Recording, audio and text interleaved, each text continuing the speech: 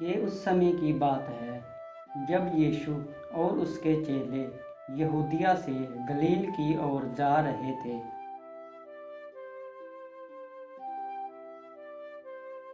रास्ते में उन्हें सामरिया से होकर गुजरना था। सामरिया लोगों और यहूदियों के बीच काफ़ी पुराना भेदभाव था। उस समय यहूदी लोग सामरी लोगों से बातचीत करना भी उचित नहीं समझते थे।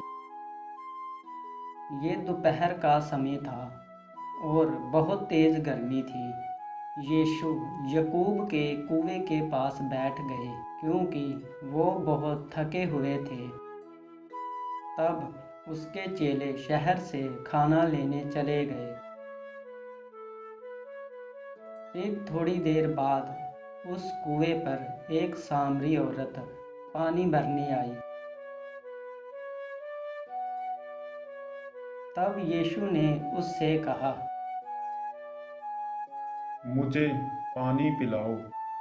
तू एक यहूदी होकर मुझ सामरी स्त्री से पानी क्यों मांगता है?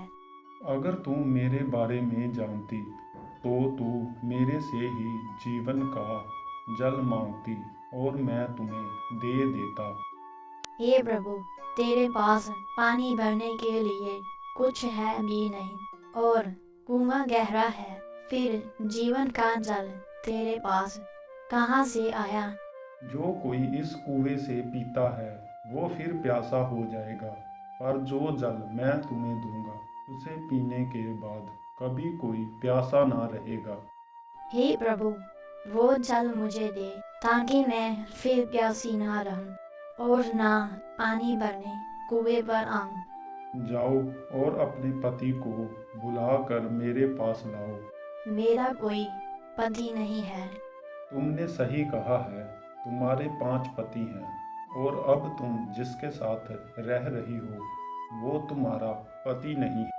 मुझे तो कोई भविष्यवक्ता लगता है। हमारे बाप दादा तो इसी पहाड़ पर आराधना किया करते थे, पर तुम यहूदी कहते हो कि आराधना सिर्फ यरूशलेम में होनी चाहिए। एक समय आएगा जब लोग ना इस पहाड़ पर और ना यरूशलेम में प्रार्थना करेंगे, बल्कि सच्ची आराधना करने वाले लोग आत्मा और सच्चाई से आराधना करेंगे और परमेश्वर उन लोगों को पसंद करता है। मैं जानती हूँ कि एक मसीह आने वाला है और जब वो आएगा तो हमें सब कुछ बता देगा। मेरी तरफ देख, मैं ही वो मसीह हूँ। इतने में प्रभु यीशु के चेले उनके पास आ गए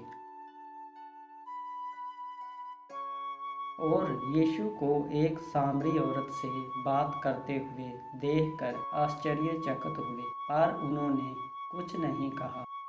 तब सामरी औरत अपने पानी भरने का घड़ा वहीं छोड़कर गांव में भाग गई और गांव में जाकर कहने लगी कि आओ देखो, कुएं के पास वो मसीह है जिसने मेरे बारे में सब कुछ बता दिया।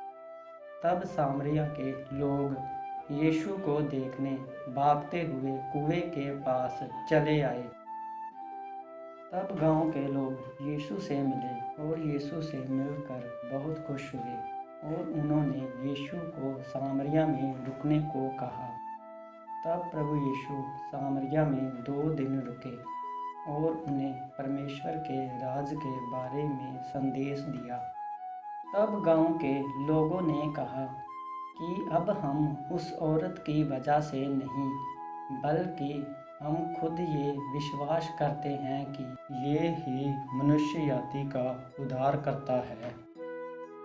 ये कहानी हमें सिखाती है कि प्रभु यीशु का संदेश सभी लोगों के लिए है और ये भी सिखाती है कि हमें किसी धर्म या जाति से भेदभाव नहीं रखना चाहिए।